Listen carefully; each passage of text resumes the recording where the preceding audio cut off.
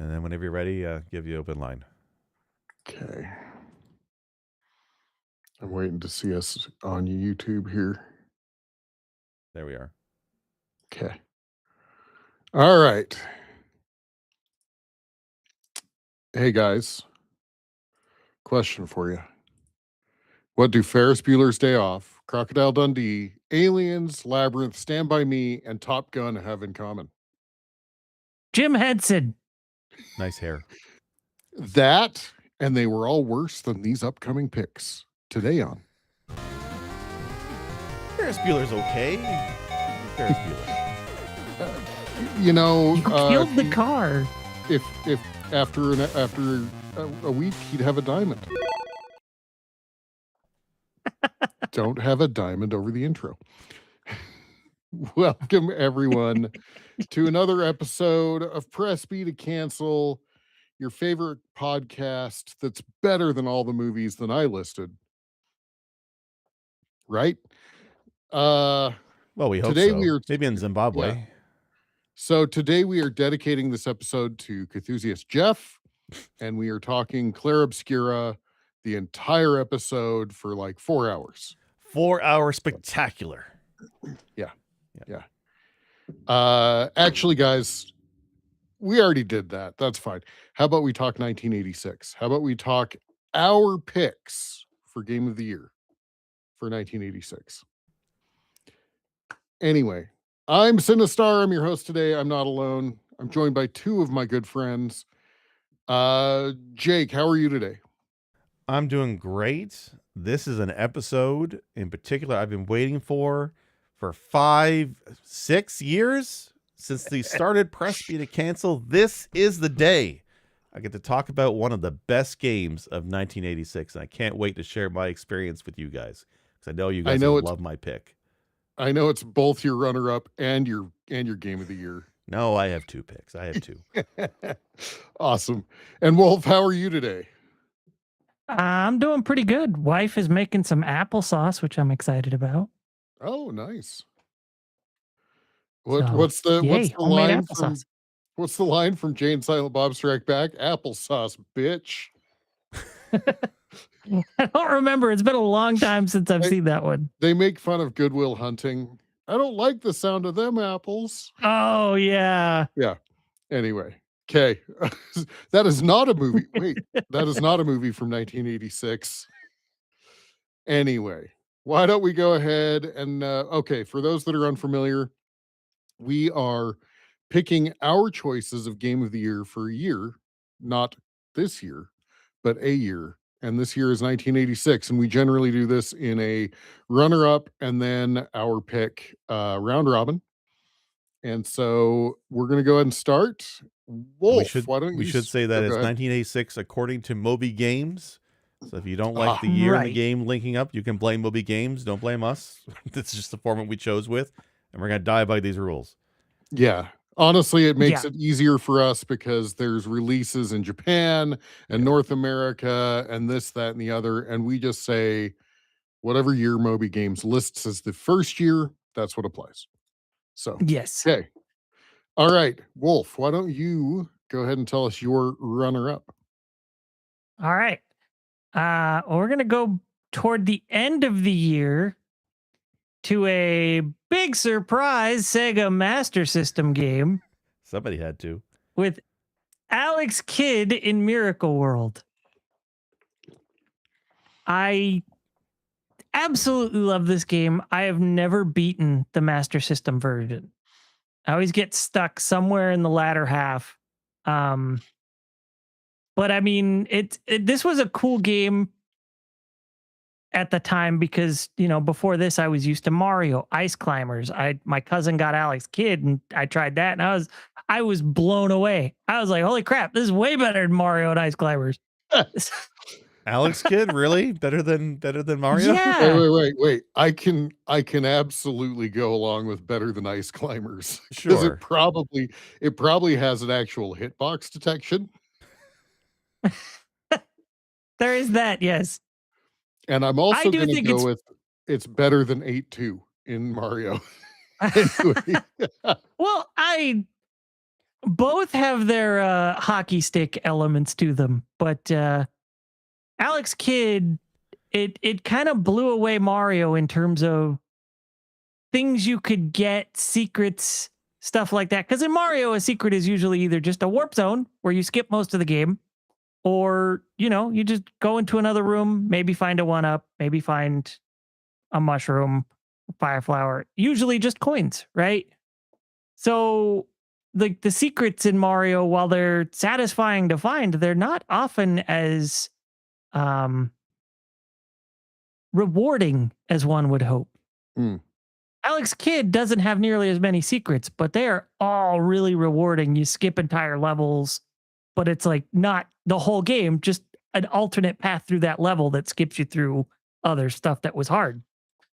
So So I appreciate kind that. of- And it's also got the inventory management. You can find secrets that are power-ups that you have to make use of later. Hmm. So it's not like you just get a power-up and it's used. You actually have to hit the pause menu, access the power-up, and now you've got, your power bracelet that lets you shoot waves at enemies and stuff like that. So it kind of sounds to me like that maybe Mario 3 and Mario World may have borrowed aspects from this game. Maybe to a degree. The game also has shops, so the money you collect is like actually has a purpose, which you discover first thing in level 2, which is kind of nice. It's like real Um, money. It's not like the fake coins you get Mario for an extra life. Yeah. Yeah. And so, all the money you collect, sometimes the shop always has 3 items. Late game, you probably have 1 or 2 of the items that are available. But, the shops always have the same thing for that level. So the first time you see a shop, there's, I think, a motorcycle, the lampshade looking thing. I don't remember what it is. And the A capsule, which I also don't remember what it is because I never really used those. Is this the one with the copter that you can get? Yeah, the cyclocopter or whatever. Right. Yeah. So, you buy the motorcycle on level 2 and you're just zooming through the stage, running down frogs, breaking through rocks, and running over scorpions until you hit the end where there's a wall, and boom, you hit the wall, your motorcycle's gone. So if you hit a hard rock, the blue rocks, not the orange ones, breaks your motorcycle, right? And Okay. the end of the stage has a whole wall of them.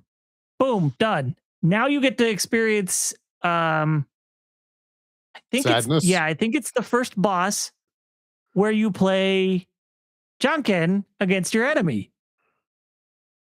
You essentially rock, paper, scissors, Yeah. right? Rochambeau. Right. Yeah. Okay. So it's well, the That's final awesome. enemy is actually named Jonken, and I think Jonken is the Japanese name for rock, paper, scissors. Okay. That's awesome. But yeah, it's so you find the first one you fight is was it Stonehead? I don't remember, but you end up playing rock, paper, scissors against Stonehead, Paperhead, and Scissorshead. So they're all really mutant looking guys. Well, like the rock guy, his hair looks like fingers in a fist. Like it's pretty right. His hand looks like this, or his face looks like this, with eyes here, in the palm of his hand, and it looks kind of like a dude with a cool haircut or something. But once you get to Scissors Head, it looks like this. He's got eyes up on the stalks of the 2 fingers.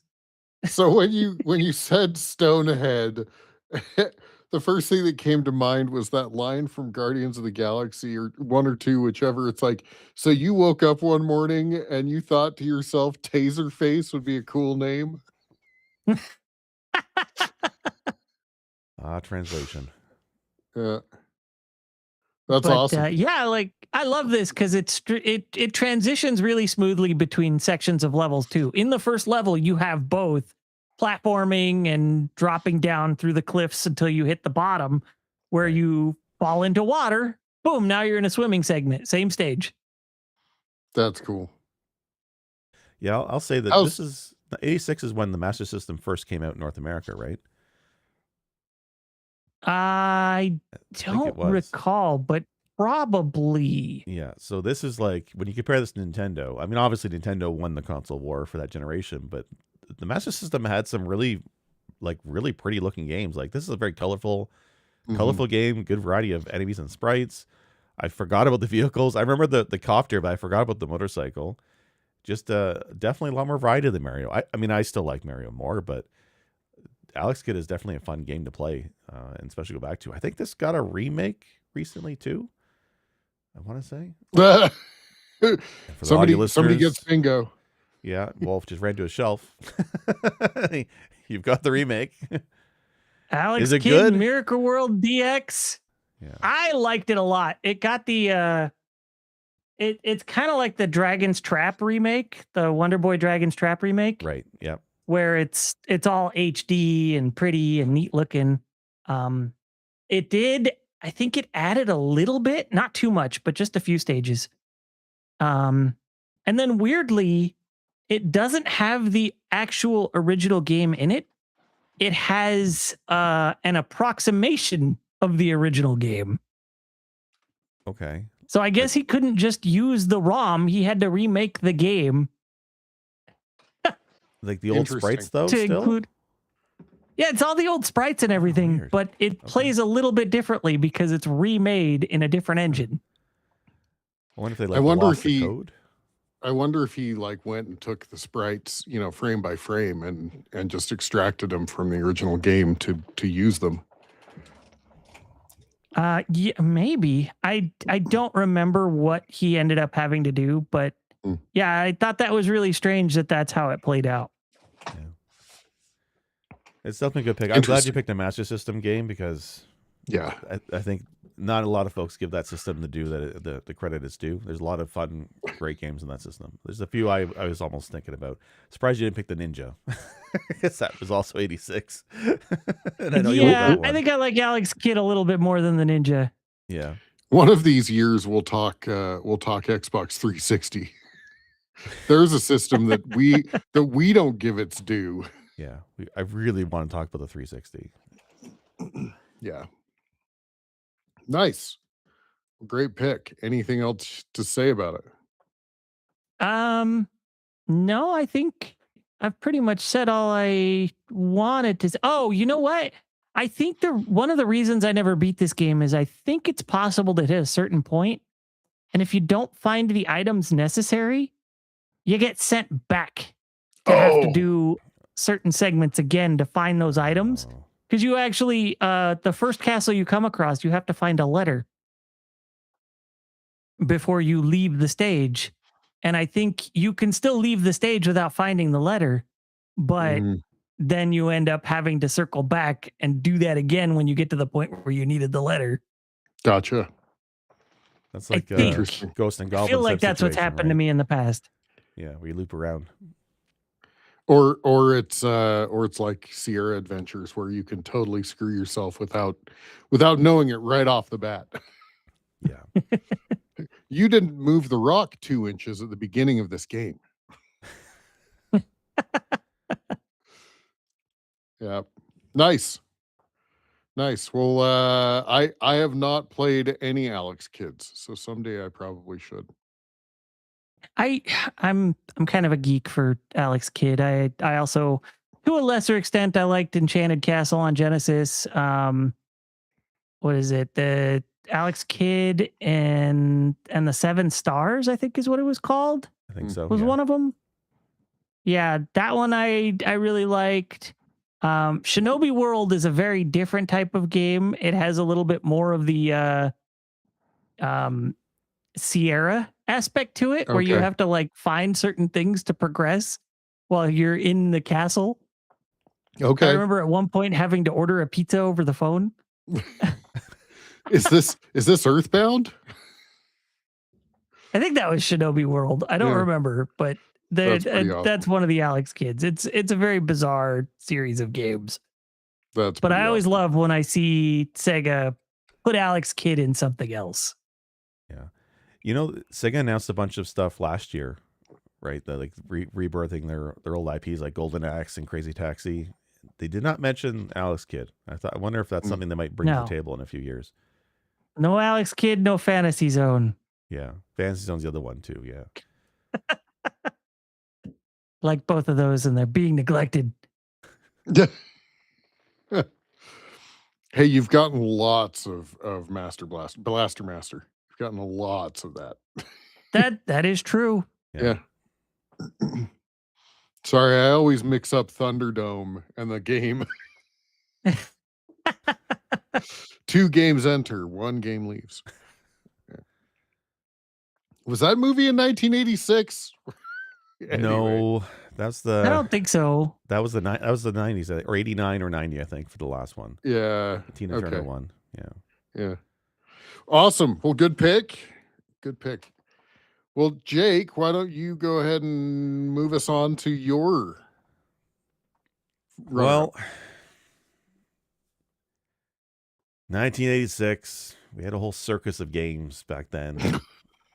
Lots to pick from. Here it is. Lots of crazy tricks.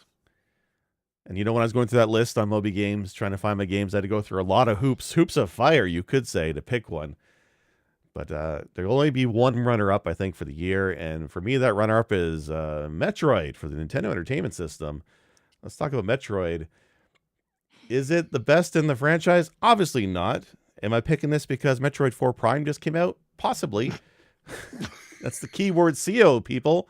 No, a lot of the games in 86 set up franchises that we love today, right? And we're going to talk more about those later in this episode. But Metroid is definitely a long-standing franchise. I love the franchise. I love the hell of the Dread, Super Metroid, all that. But it's all thanks to the original Metroid back in the day. This, when it came out in 86 in Japan, it was on their disc system and eventually came over to us on a cart. And it's just when you think of it back for its time, how expansive that map is and how easy it is to just explore and get lost. You mentioned secrets in Alex Kidd Wolf. It's the same Metroid. There's stuff hidden everywhere. Energy tanks, missiles. I think I've never 100%ed this game. And every time I play it, I'm finding something I missed the first few times I played it. Like, there's always something new to find in this game.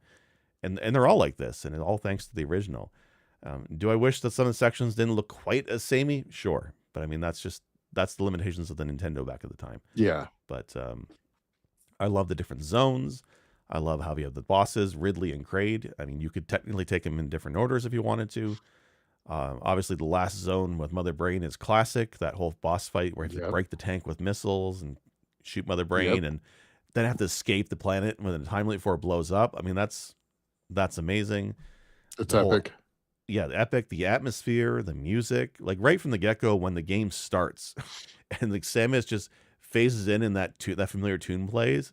I'll forever remember that tune. Like it's just iconic. And even in like Metroid Prime 4, that's how the game starts, with that iconic song, that tune. Samus comes out of the ship and spawns, and then that tune plays. It's just like part of the charm. So I just love it. So I really do like this. Plus, a little it's also, Samus jingle. Yeah, the Samus jingle. Yeah. Yeah, my throat is shot. I can't sing, so I'm not going to do it. But yes, that's the one. But this is also like one of the first major female protagonists. Although a lot of gamers probably didn't realize at the time, but we do. We now had know. no idea. Yeah, I was alive when this cart was well in use, and none of us knew that Samus was female. Yeah, I think it was just not until I saw that password, the Justin Bailey password in Nintendo Power years later, that I realized, oh, okay, it's a woman. Interesting. And nowadays, she's one of the most iconic female characters in video games. She's a badass, like complete badass, right? So awesome. But yeah, this game is fantastic, and it's unique. Like the jumping, the spinning jump, the physics of that, the different weapons you can unlock. There's just a lot of variety here, and this is one of the earliest Nintendo titles, and you don't quite see it. And I love how you go from like, to pick on ice climbers, you got like ice climbers in Clue Land, these single screen type things, or barely any gameplay and graphics, to something like Metroid, which is so expansive and so much varied in terms of its environments and different biomes. I love it. I think this game is great. Yeah, I remember like one of the things that so I played this at a neighbor's house, because as you know, I didn't ever have an NES, but I played this at a neighbor's house, and I remember the progression of being like, how do I get to that area? Oh, now I've unlocked I've unlocked the the rockets. I've unlocked the Freeze ray. Yeah. freeze ray, ball mode, et cetera, right? I mean, yeah.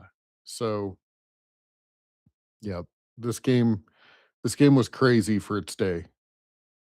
Yeah, I remember. I think I got to play a fair amount of this, not in '86, but maybe '88. So I was like 5. Yeah. I was awful at this game. Yeah. There was So was I. I didn't get anywhere in this game until I bought it years later in my teens. I think I had beaten Super Metroid in the 2.5 hour window before I ever got anywhere really in Metroid 1. But Yeah. Metroid 1, like it's definitely an amazing game. It definitely overcame the technical limitations of the NES in really interesting ways to make such an expansive world. The fact that it developed mainstays that are still in the franchise. That, you beat Mother Brain and then you have X amount of time to get out before Yeah. the base goes up. Like that's in every Metroid pretty much. It's like the trope. Yeah. Yeah.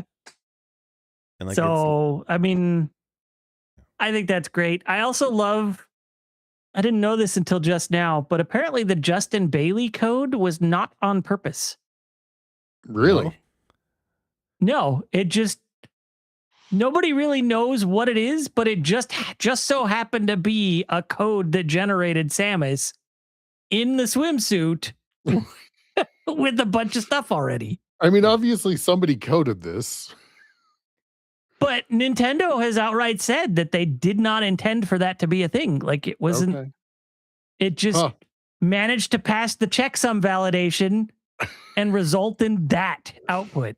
So some coder somewhere is sitting there, fingers tented, going, and they, yeah. That's one That's of the awesome. things So that was weird with this game was the password system was a monster. Like trying to decipher the the upper and lowercase letters, like the mix of characters, is always a pain in the ass. And it's definitely one of those that, like, but when they did the remake on the GBA, which if anybody was there to play Metroid today, I would say play Zero Mission. Because like there's a lot of the quality of life improvements, right? Not just the map, but also saving, starting with full health, no grinding of health pickups every time you play. Because yeah, this game is rough to play these days.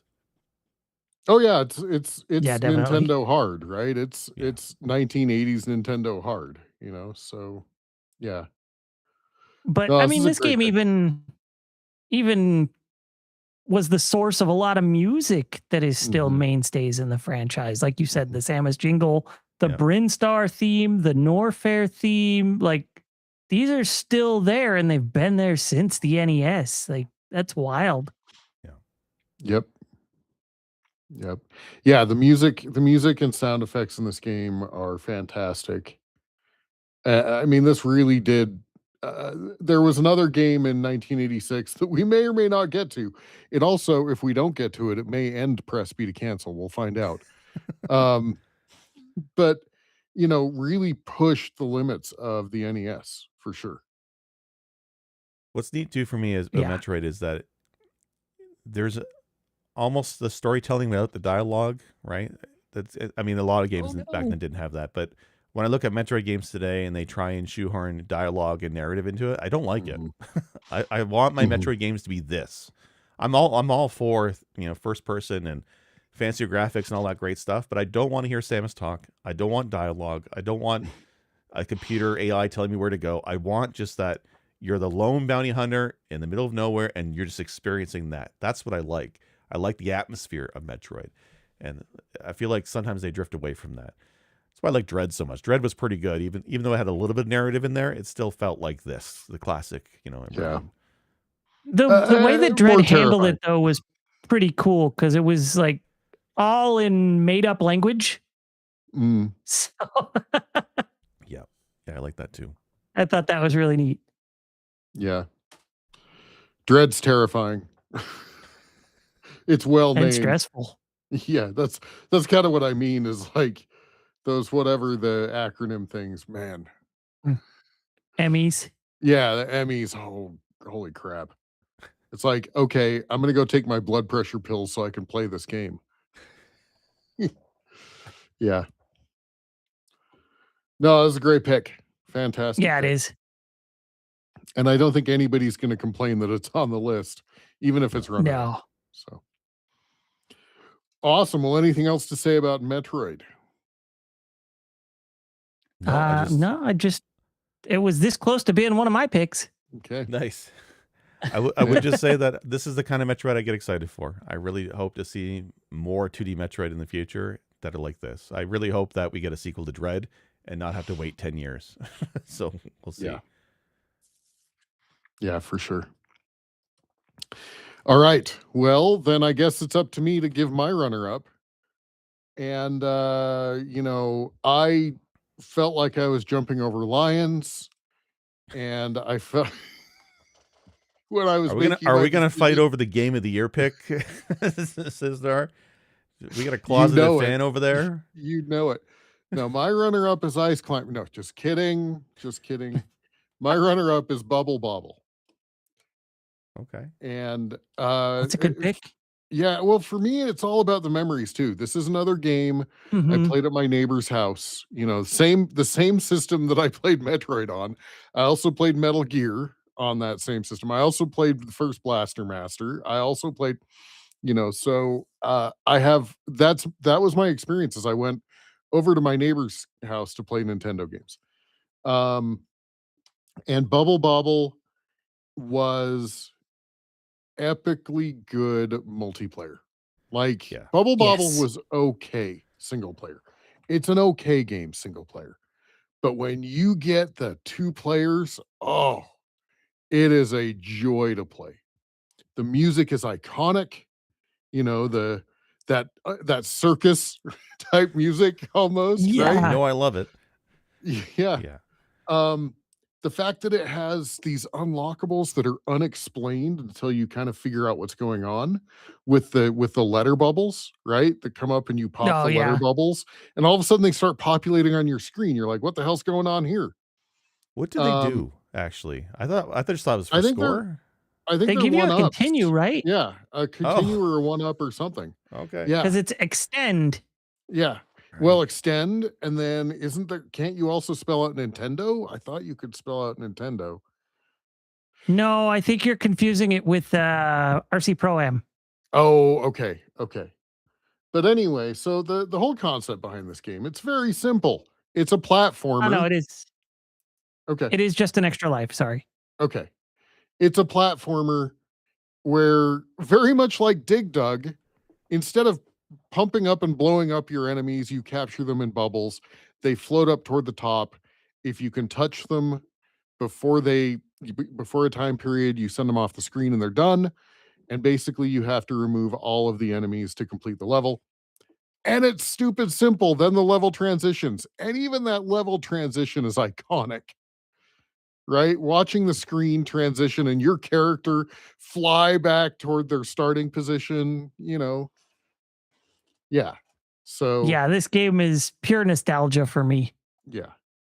Yeah. Yeah. I remember playing this on the C64 with a buddy of mine with the really janky joysticks at the time, but I remember playing later Uh-huh. on the NES version and loving that so much more. But yeah, this Yeah. is like the couch co-op before the couch co-op was really a thing, right? This is the game to play with, Yeah. with a buddy on the couch. I love this one. Yeah. And I love the physics. I love that you have to actually hit the enemy like with the balloon, with the bubble as you launch it. It can't just float up and touch them.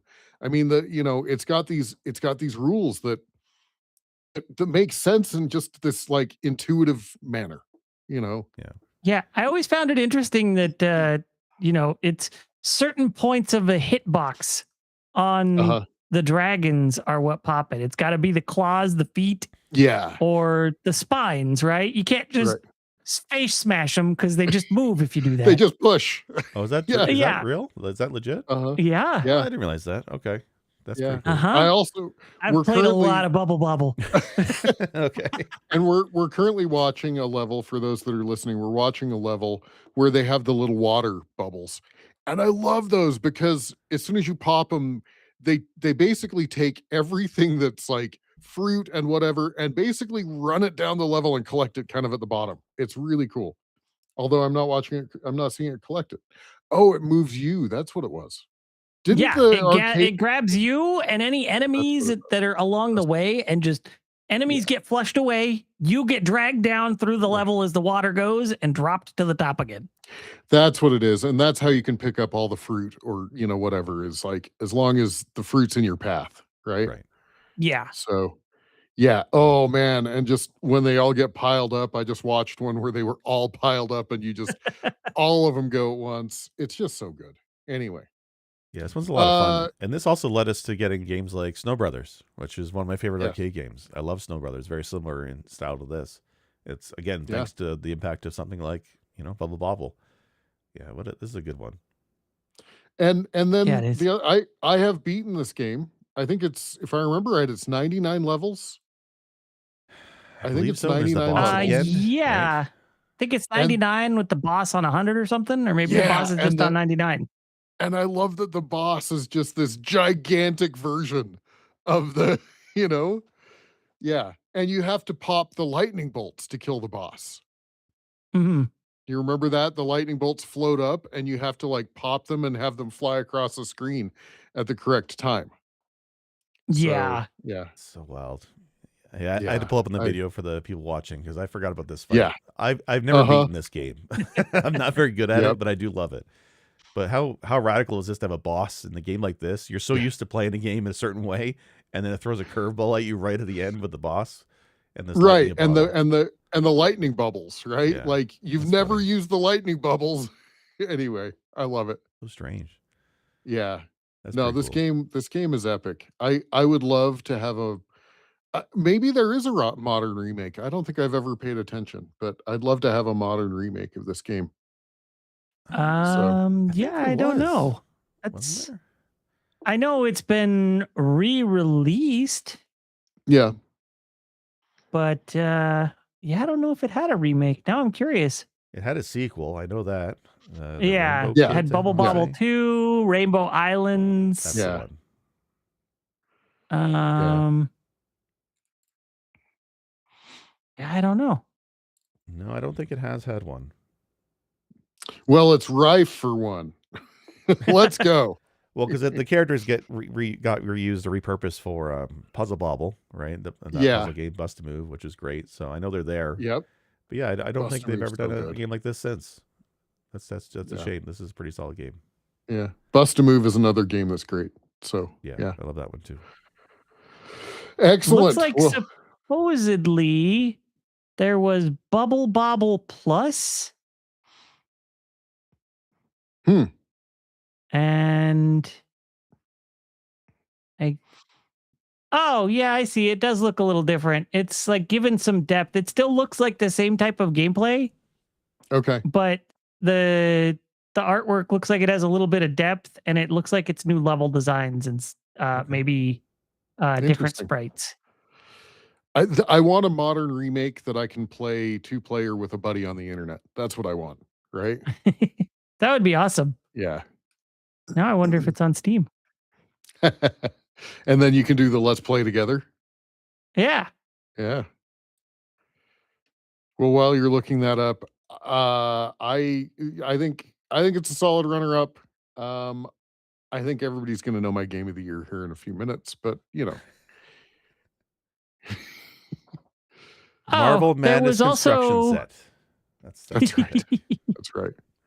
there was also Bubble Bobble for Friends on Okay. Steam. Huh. That is a whole lot of new stuff going on. Holy moly. It's When did that just come out? split screen co-op, that came out in 2021. Looks like it's all 3D-ified, and it also looks like it has a level designer.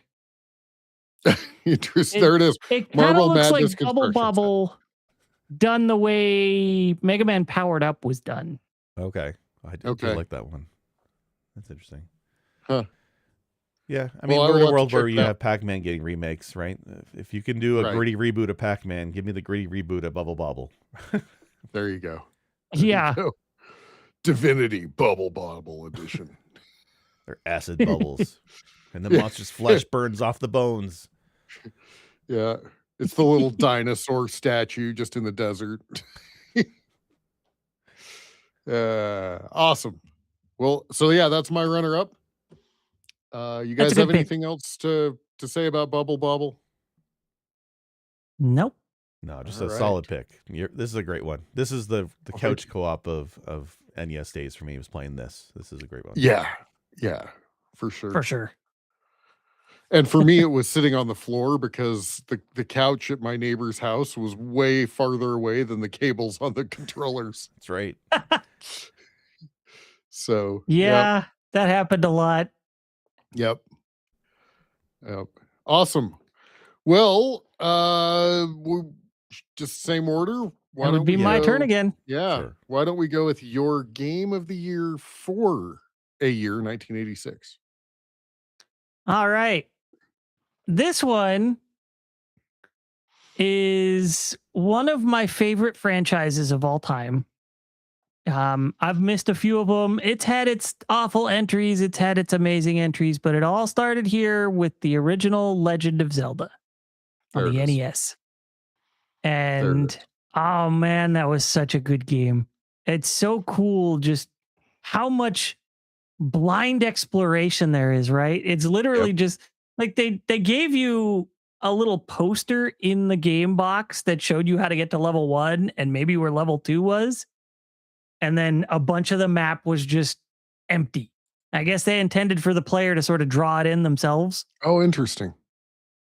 But yeah, if you don't have that, you're just dropped into a game like have at it. Good luck. Yeah.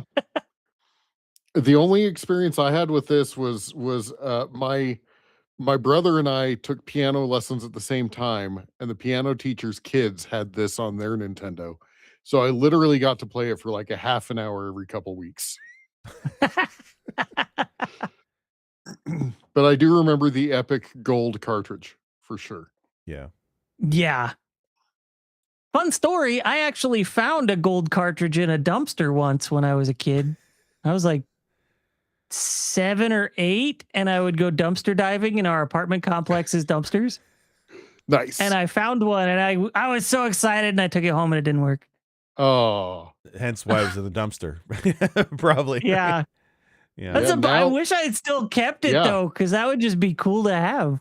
well, and I was going to say in this day and age, you could probably actually fix it Yeah. with all of the, Yeah. all the knowledge that's now spread on YouTube from the retro, refurbishers, right? So, Hmm. yeah. That's Probably just that's a cool needed a story. cleaning or something. Yeah. I'm glad Yeah. you picked this one, Wolf. Like this is also one of those games for back then that had a huge amount of value. For the video, people watching the video, I put up the footage from the second quest because this game had a whole other quest. Obviously, I mean it's Zelda. Yeah. There wasn't a whole lot of story to the game, but the second quest, same general overworld map, but everything's been moved around. All the dungeon entrances are in different spots. The items are in different places. I think it was more difficult in terms of damage you took. Like it's a whole new quest, and that's something they did a few other times in other games, but I loved it in this one. It made it playing really fresh, right, to go through it all over again. Yeah, because secrets, I mean, the first gosh. time you played this Yeah. probably took people weeks the first time around, Yeah, if Yeah. not longer. Yeah. And then you get rewarded with now you have a whole other quest where everything's all mixed up and secrets are hidden in different places, or the secrets that you do get that you do find are going to be different secrets. And this was just so cool. And Yeah. that main overworld theme, Yes. it's almost impossible to get sick of. I don't know what it is, but I mean, I know NES composers and Master System, like the 8-bit composers, had to like really nail a piece of music so that you wouldn't get sick of it. right. But this one just never stops feeling epic. I never get sick of this song. Yeah. 40 years later, and I'm still not sick of it. Well, and I was gonna say, just like Metroid, basically every Zelda game that has existed uses pieces from this game. Yeah. Just like Metroid. Like I am I the only one that every time hears the do do do do, and I think to myself, "You got a Yeah, thing?" you got a thing. Oh yeah, Yeah, always. Yes. yeah, yeah. In fact, I think I had that on as one of the sound effects on my stream when I was streaming, Okay. where I re-recorded it with the multiple layers that the NES had, Uh-huh. with my voice going, "You got a thing," and just Nice. Uh-huh. That's awesome. That's awesome. Like But definitely a yeah, lot I of the mean, tropes from the franchise like are the still there Triforce, today. Yeah, the Triforce. Triforce, Yeah. the yeah. Master Sword, I mean, like how many, like basically like every other Zelda is just built as a modified version of this game. Yeah. So To a degree, yeah, I would there. It went through a phase where instead of being, and I'm just talking about the franchise in general, it went through a phase where it was a tour of Hyrule instead of an open world game, okay. right? Because there were some entries, Yeah. like Zelda for Super Nintendo, Zelda for N64. It was usually, hey, go to this place, and it would guide you there somehow Yeah. instead of Right. just letting you wander. And Yeah. then, we got to, I think, which one was it? The one for GameCube. A Wind Waker? Can't remember the name of it. Wind Waker. Wind Waker. Wind Waker Yeah. had a degree of freedom. It didn't always direct you. And then Breath of the Wild and Tears of the Kingdom went full bore back into, Oh, this, they're just open world games. yeah, yeah. they're as close to what this wanted to be back then as Yeah. possible. Like Ocarina of Time you still had some openness to it, but it wasn't, you're right, the progression to beat the game, the dungeons were in a very set order. But Yeah. Ocarina had a lot of secrets to find by exploring that central hub area. There's like a lot to explore there. And Majora's Mask, I think you could do in any order, if I'm not wrong. That was one I think was mixed up a little bit. So there is some of it. But yeah, I definitely love the open aspect of this game. Like open world before open world was a genre.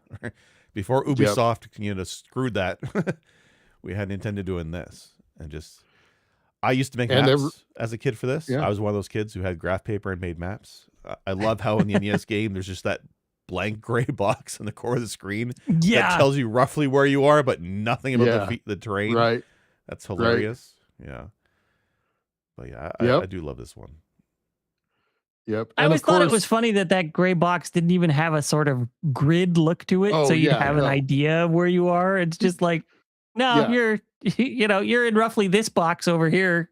Yeah, the closest figure that out. The closest thing you get is when you're on the edge. Yeah.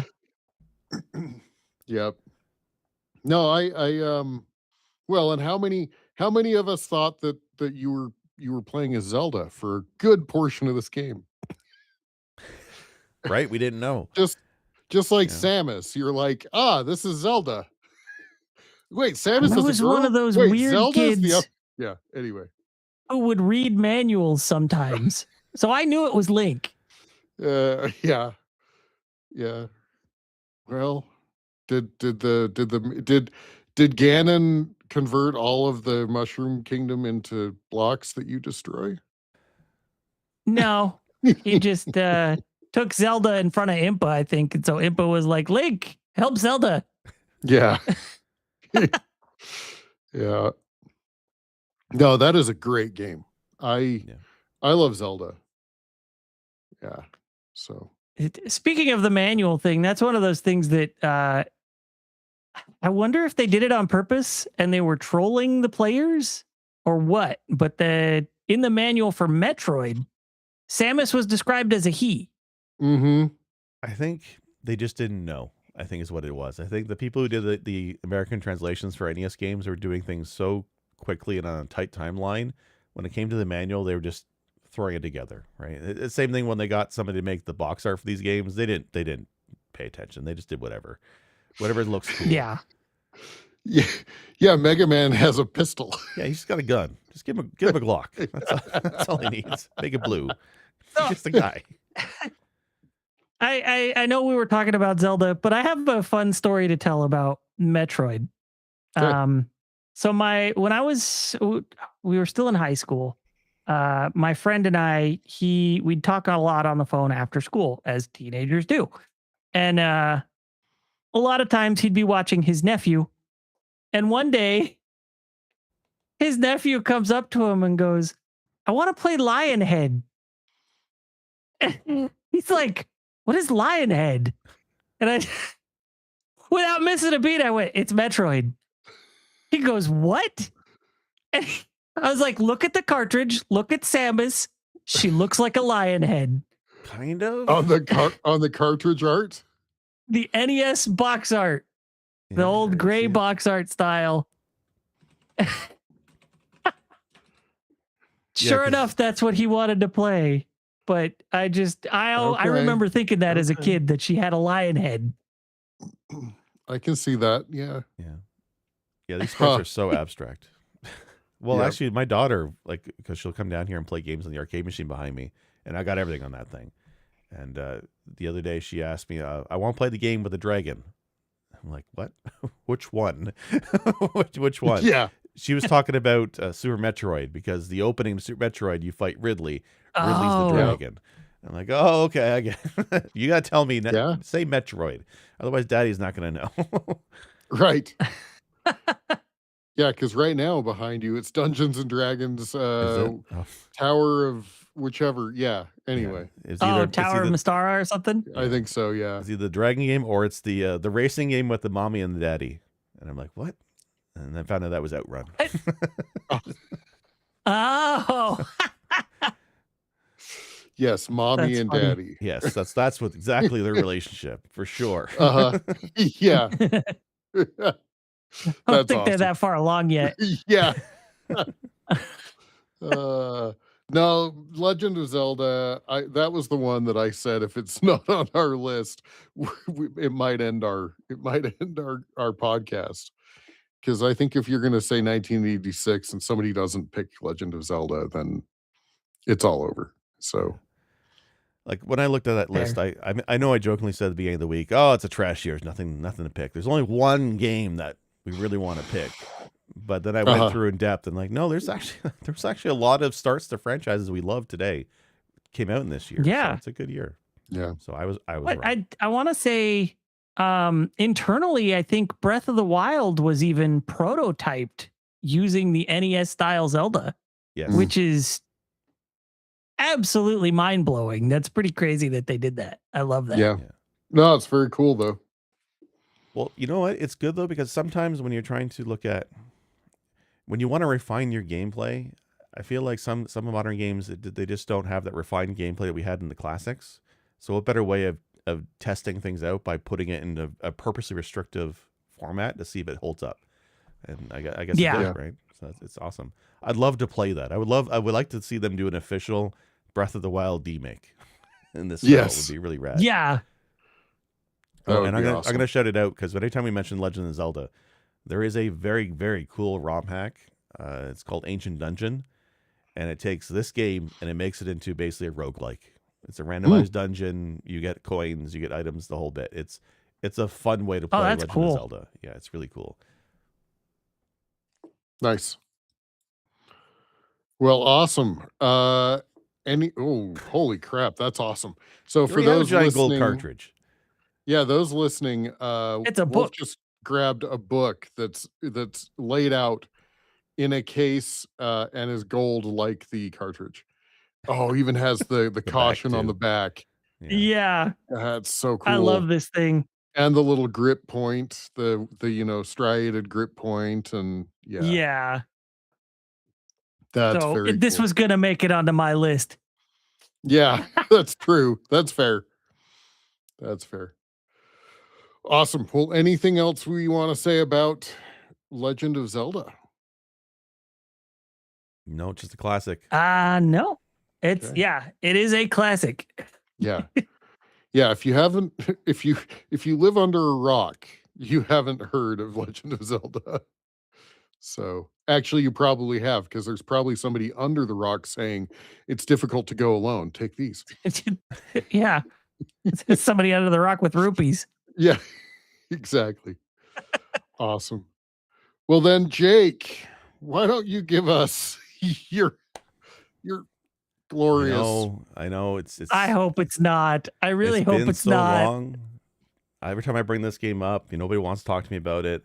I'd love to do a full in-depth deep dive onto it, and nobody really wants to go there. It's very lonely being a fan of this franchise, I tell you. But I'm not going to clown around too long. This is one of my favorite games. I feel maybe I'm the only one on the podcast that feels this way. I think it's iconic for the Nintendo Entertainment System. I think it's a hidden gem in a lot of ways, and it doesn't get enough credit that it's due. Did you guys know, actually, that this game didn't even come out in the U.S., North America, initially? It came out later on. People don't realize that. The variety of gameplay that's in here, the music is iconic. I even like the sprite work. It's so awesome. Why, yes, my game, the game I can't stop talking about for years on this podcast, finally gets its due, and that's Dragon Warrior for the Nintendo Entertainment System. I love fucking Dragon Warrior on Nintendo Entertainment System. I got this for free as a kid because somebody gifted me Nintendo Power subscription, and it was a giveaway. I guess the game didn't sell well when it was first released in North America, so they were giving it away, and it helped bump sales of the magazine. I think I saw it was 500,000 in magazine subs when they did this giveaway. And I guess that this game is eventually what kind of led to the popularity of JRPGs in the West. But the history of Dragon Warrior is awesome. Like this, was it Yuji Horii? I think it's the designer's name was.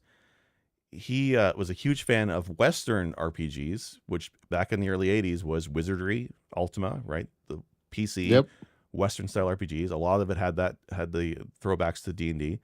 So he loved those, but those kind of games weren't popular in Japan. They were using consoles, and consoles needed a simpler interface. So he wanted to bring something like Wizardry or Ultima to the Nintendo, I guess. And that's the result is Dragon Warrior, which would later become Dragon Quest. But you want to talk about the start of a franchise that is epic. This is it. Dragon Warrior was the original. And like the stuff, the music cues in this game, the character designs, the sprite work from Toriyama, the guy who created Dragon Ball Z, like that all goes back to the very first game. Like the slimes you see in Dragon Warrior in 86 are the same slime graphics you see in 2020, whatever the recent Dragon Warrior game was, Dragon Quest game was. Even the soundtrack, the composer for a lot of these games is very meticulous with the sound cues.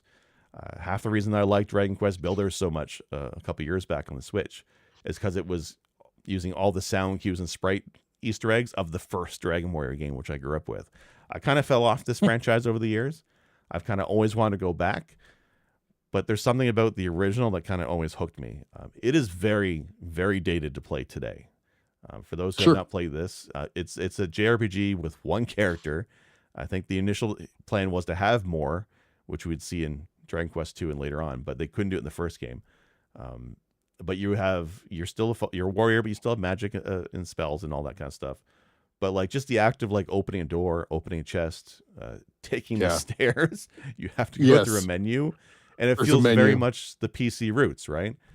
But something about that is nostalgia for me. So you guys have played. You must have played Dragon Warrior. Oh yeah, I beat this one. Yeah. Okay. My same neighbor that I went over and played. You played a lot of his Bobble games. with. I did. This is actually the very first NES RPG that I had an experience with, and I remember seeing him playing this, and I was used to a different interface. I was used to Ultima. I was used to Wizardry. I was used to different interface, and I saw this, and I was like, "This is crazy. This is cool." I loved the box that kind of spins out when you go into combat. Yeah. I mean, these are things that I remember. I also remember the palette is very onesie color. Like it's green and brown. That's what you get. Right. And so, but unless you went through a cave without a torch. Yeah. Or a spell. You get spells too. Sure. But I mean, for me, coming from like especially Wizardry and Ultima and stuff like that, where to go up levels or down levels, you had like levitation spells and you had this and that. Like it felt really natural to me, and so Yeah, this is definitely not the first RPG I played, but this Yeah. is the first RPG I remember on the NES. So Yeah, like this was one. I think this is probably the first one I played, and then Final Fantasy I think came not too long afterwards. But yeah, something about this really hits, and just open world. You can kind of go things in your own pace. I mean, you're still general same path to get to the end, but it doesn't put up like walls necessarily to block your path. The walls or the enemies are higher level, I guess. Right? This is a Yeah. game where you have Yeah. to grind levels. It's- And Yeah, they you early, know- early on levels are fast to build up, and that was kind of Right. by design. Make the first few levels fast, so you kind of get a feel of how how your character grows from 0 to hero. So that's kind of like a trope we have today in RPGs. Like a lot of stuff in RPGs goes back to Dragon Quest. yeah. Yeah, no, I remember when I would sit with my friend when we'd play it, and you'd realize you were in the wrong area because you'd die. You die. You're Yeah. like, Yeah. I apparently went too far. Yeah. And like the white of the interface would turn pink when you're low on Uh-huh. health, like so you knew it, and Yeah. the music would change. And it was very dreadful music. It's really cool. Yeah. Yep. No, this is Yeah, a great game. Go ahead. I really like this game. After I played, my first RPG was Final Fantasy 2/4 on the Super Nintendo.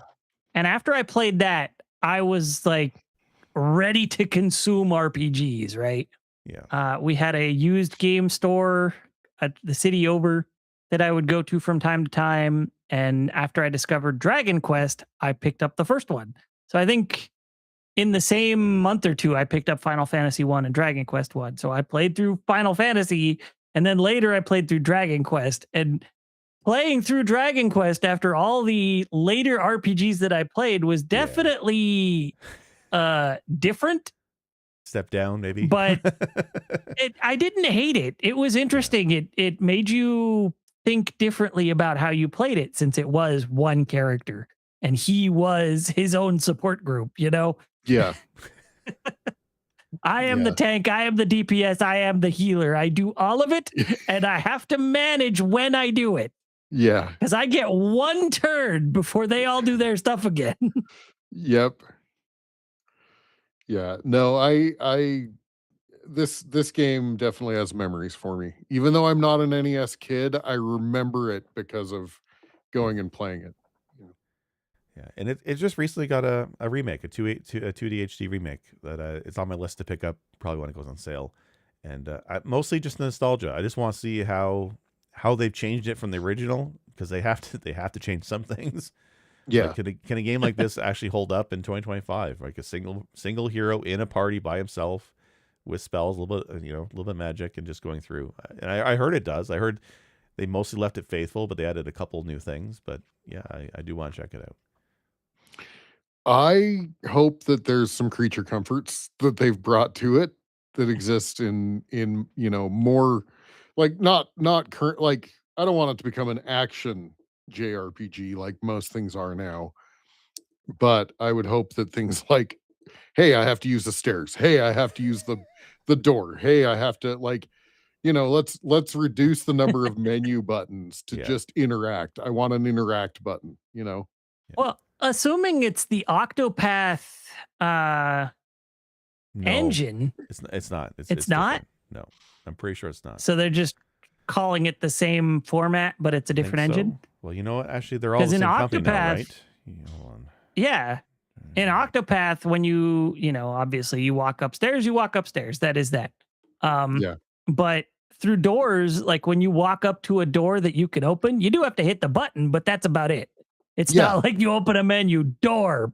Well, and to me, that's like, I want an interact button, right? Like, Yeah. just give me an interact It's the button. same button you use to talk to people.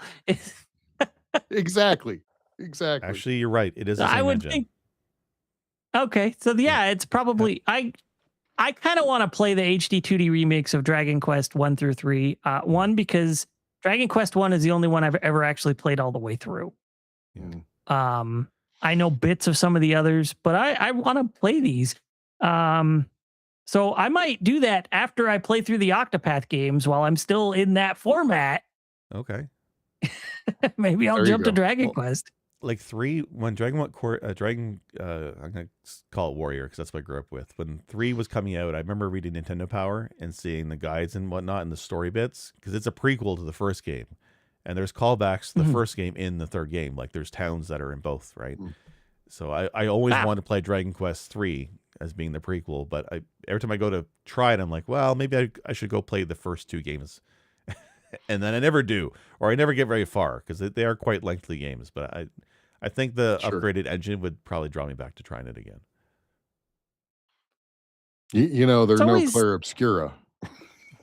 That's only 30 hours. It's short. I don't even know how long Dragon Quest 1 is these days. Like, how long is it? It can't be I don't know. that long. I It's not want like to 60 say hours, right? like I want to say I'm 8 to looking it 10 up. hours. Okay.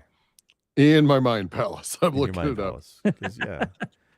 Like in my mind, I still remember the final castle to get to the Dragon Lord and the path you had to take. Like, I just want to see if I can still do it because I had memorized that as a kid.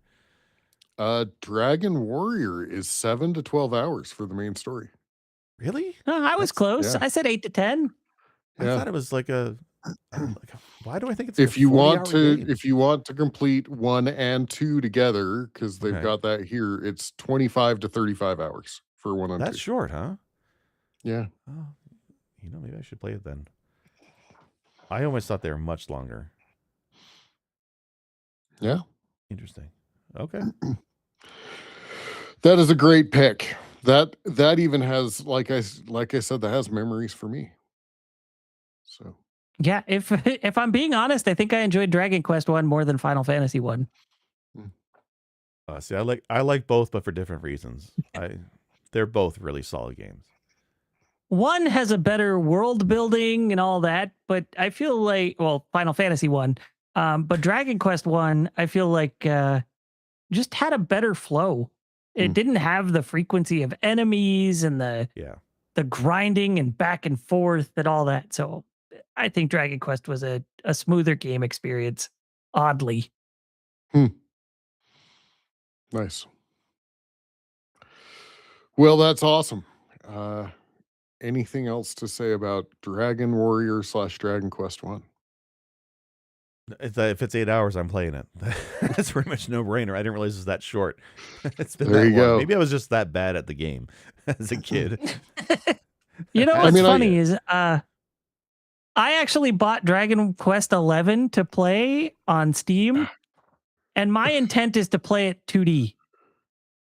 Yeah. Honestly, Yeah. well, okay. So I bought Sinstress. Well, we bought Sinstress Dragon Quest 11 because Dragon Quest 8, we love Dragon Quest 8. Best in the series in my opinion. Anyway.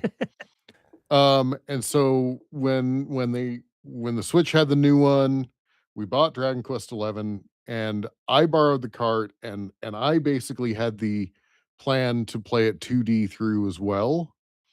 And there are parts that get really clunky in 2D. And so I actually reverted.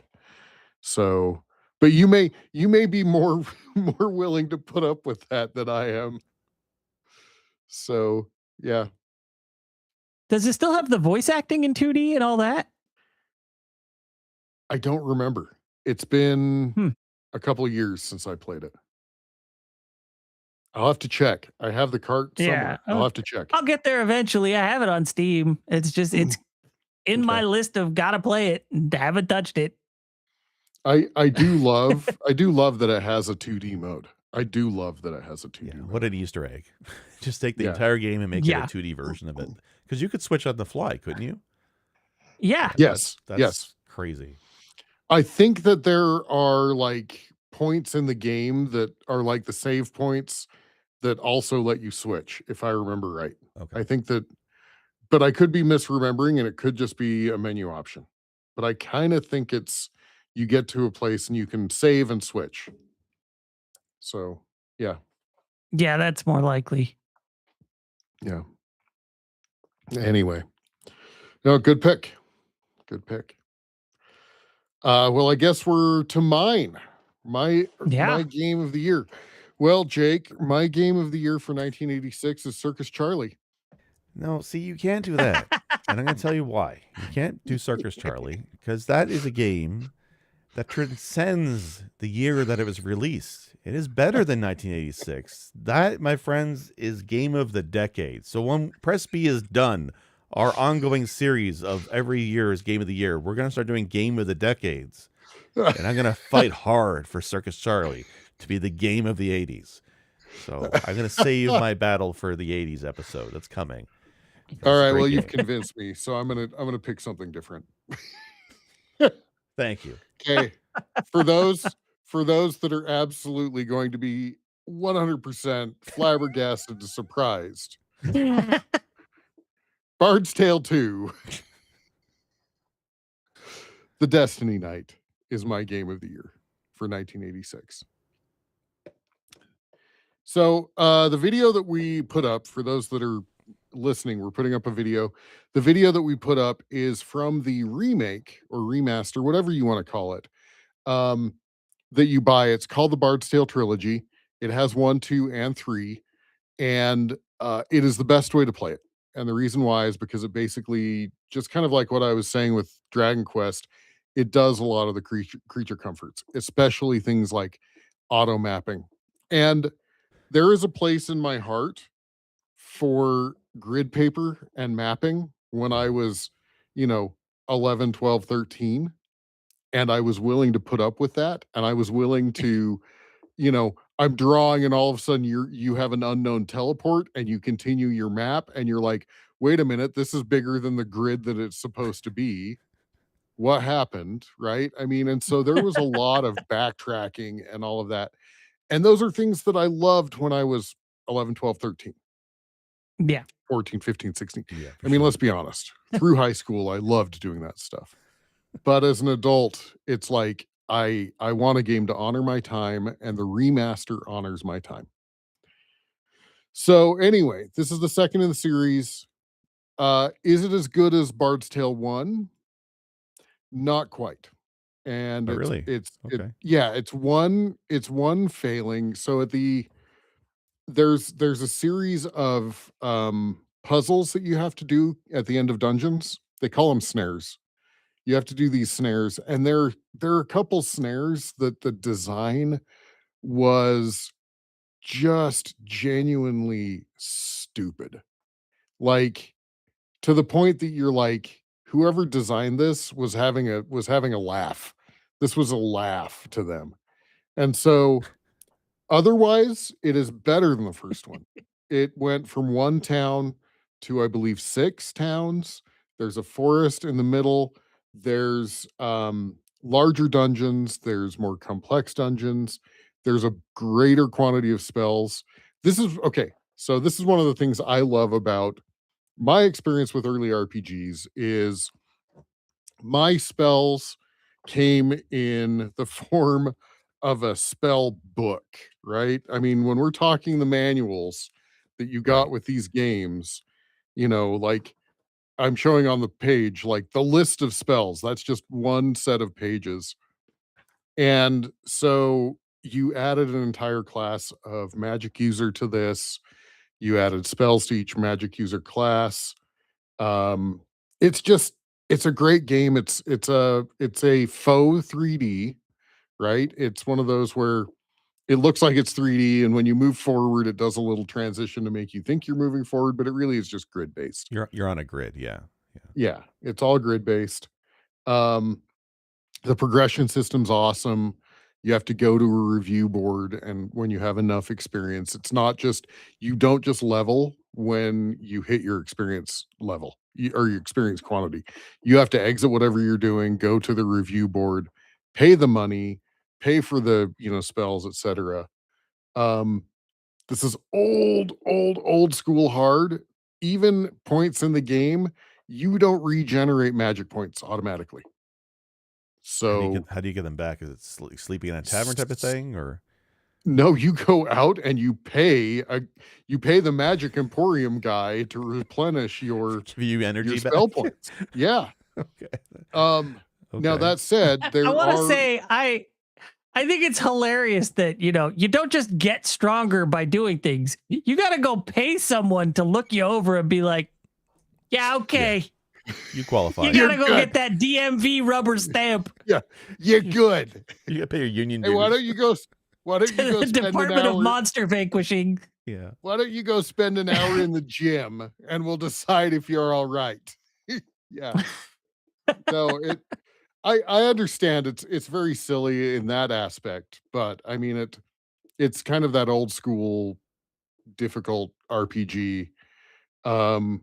You can get items that will regenerate your magic points. So that is kind of one of those things that later on in the game, when you get those items, you're sitting there going, "Oh crap, this is awesome. I can now sit in a dungeon and generate, magic points." Now that said, there are magic zones that will in some dungeons there are magic zones that you can move through that will replenish. There's also zones that will take away your health or your magic points. So just as a heads up. Um anyway, I love these games. I love Bard's Tale 1, 2. We already got to the year that Bard's Tale 3 came out, and I didn't pick it because Bard's Tale 3 is just bad. It's just bad. So you don't always pick the Bard's Tale game.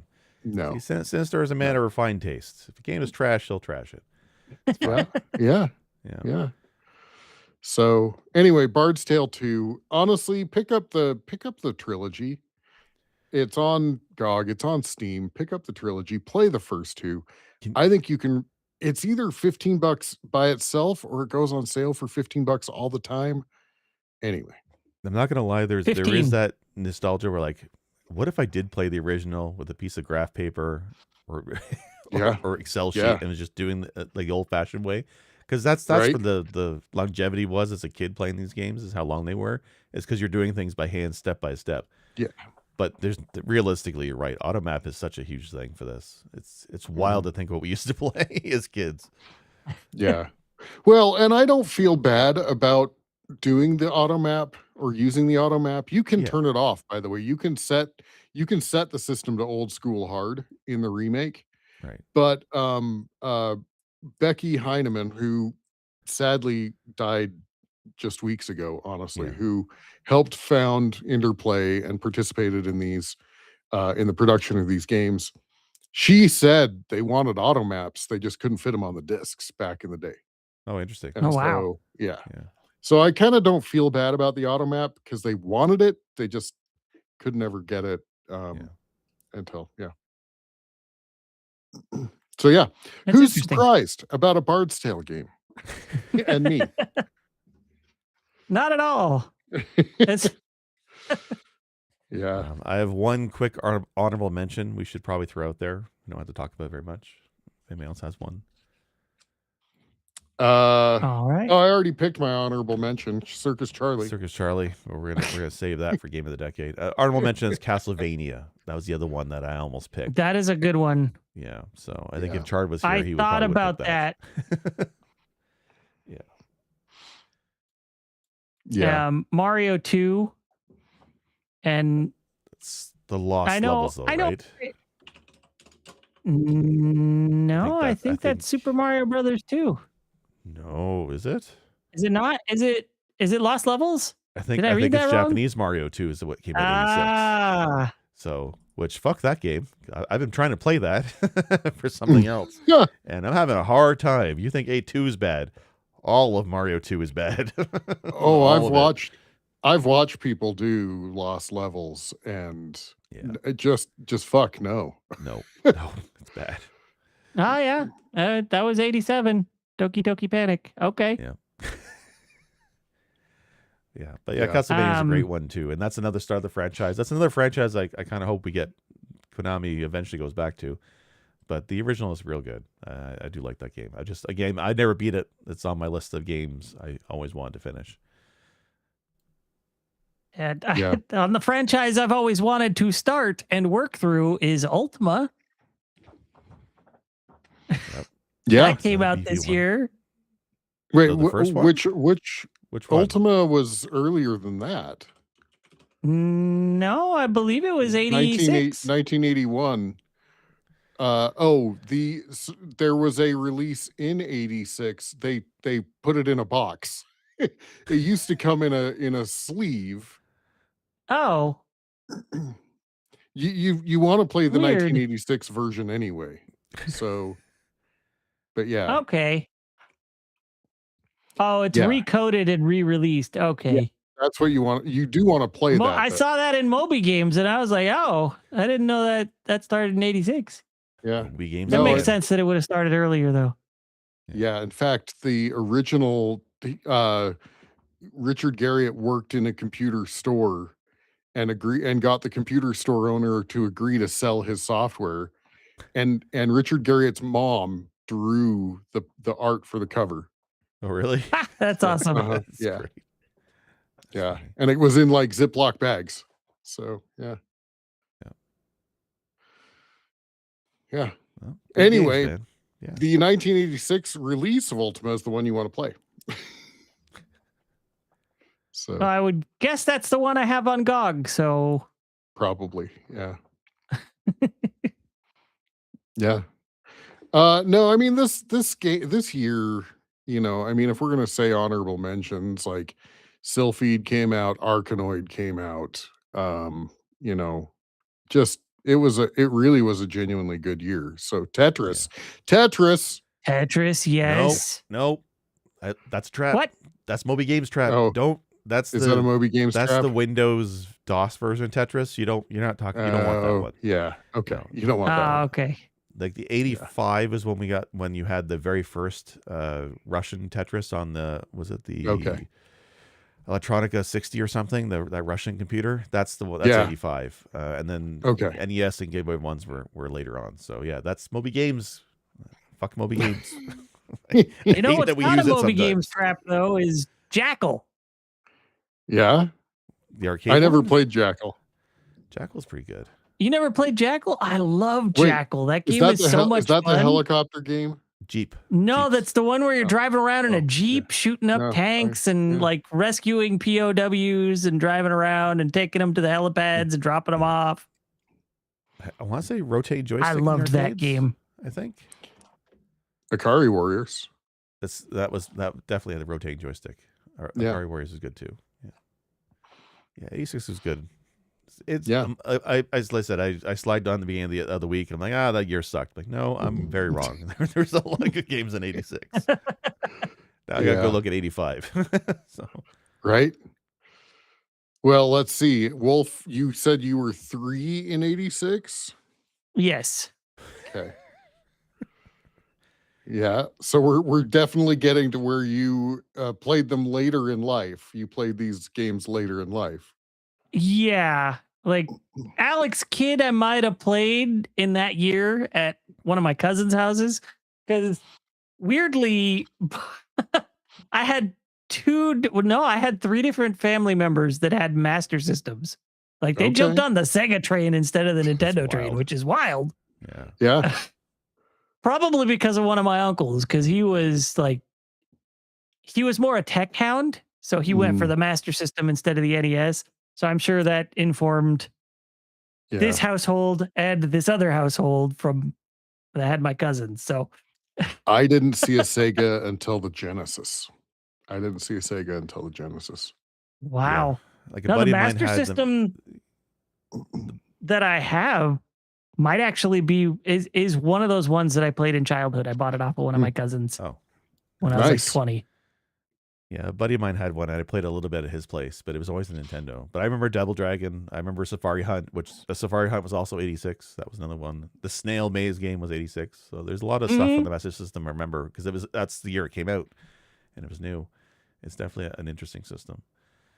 So we That gotta figure Snail out how Maze far back music we're is gonna still go. ingrained in my brain. The music. Well, How far I back in can the 80s are we going to definitely. go? Because then it's going to be Atari, and then it might just be me and you, Sinistar. I So, was gonna say I can talk Atari 2600. Yeah. So I had. Yeah, one we're of gonna those. hit a point where I'm not gonna have much to offer. Yeah. Well, we still have the Xbox 360 going the other direction. that's true. Yeah. So awesome. Well, gentlemen, I think we have put together a list. So yeah, we'll get to game of the decade some year. Soon, within 5 years. Some year. Yeah. Uh, Anyway, anything else? Anything you guys want to call out? Anything you're doing? Yes. Last night was the Game Awards, the Keeleys. I did stream that live here on Press B's channel. I was joined by Thrack and Bill from 3DO Experience Podcast. They're also on the Superpod network of shows. Good time. It was really fun. We're going to put the video up soon, stitched together, because I goofed. My finger slipped last night, but that was a fun stream. A lot of fun announcements, a lot of cool stuff to look forward to. And, as we expected, Claire Obscure sweeped, but live reacting and watching last night was pretty good. So if you're interested in the Game Awards and you've not watched it yet, and you want to hear me and a few folks talk over it, check that out over on our channel. Cool. Anything else? Anything else you guys want to call out? I'm just excited about Control getting a sequel. Oh yeah, yeah, that's cool. Like, we knew it was coming, but now that we got the trailer, yeah, that looks really neat. Nice. In terms of episodes for Press B, we are going to be doing our Game of the Year soon. We have our annual Sisyphean coming up very soon. We're just waiting for somebody to maybe have that last stretch of mile for the year, and thankfully it's not me this time. So we'll see. I have to build a Wheel of Pain because, and we'll talk about it later, but I made a bet regarding the Game Awards that I definitely lost. So I'll be spinning that for sure. So, yeah. We were only 2.5 points apart. There's a few games we picked together, and I think that screwed me. So, yeah, it was fun. So like I said, I am willing to also spin the Wheel of Pain, given that Chard basically got our scores combined. Just ran the board. You know what we should do if we're gonna do that? We should maybe spin the wheel together and just play the same shitty game at the same time, or play the same shitty game and just talk about it. That could be something fun to do, maybe. Yeah, I'd be down for that. Yeah, okay, that could be cool. All right. Awesome. Well, I need to mention we have a Patreon, friends. We have a Patreon. We obviously, if you feel so inclined, we appreciate anything you can contribute. We have a couple members. We have some tiers that you get called out, and we have a couple members of those. The Cthusiast Jeff, who is very interested in playing Claire Obscure, and Von Beardley, who has been recently playing Dragon Quest 1 and 2. Yep. The HD remake. And we appreciate all of our members of Patreon. There are some benefits to those tiers. Some of them are just a color change in our Discord. And some of them go all the way to being able to contribute to our Wheel of Pain that was just mentioned, and also the ability to throw suggestions for future episodes and discussions. So, as I said, though, we appreciate anybody that can do it, but we don't expect it. We're just happy to have you here. If you're listening on or watching on YouTube or Twitch, well, YouTube, like, subscribe if you can. Tell your friends. It does genuinely help us. And also, you can, listen to us anywhere that your podcast should show up. And if it's not there, yell at Circus Charlie. Tell him to Jake. Tell him to fix it. Just call me Charlie now. It's okay. That's okay. Yeah.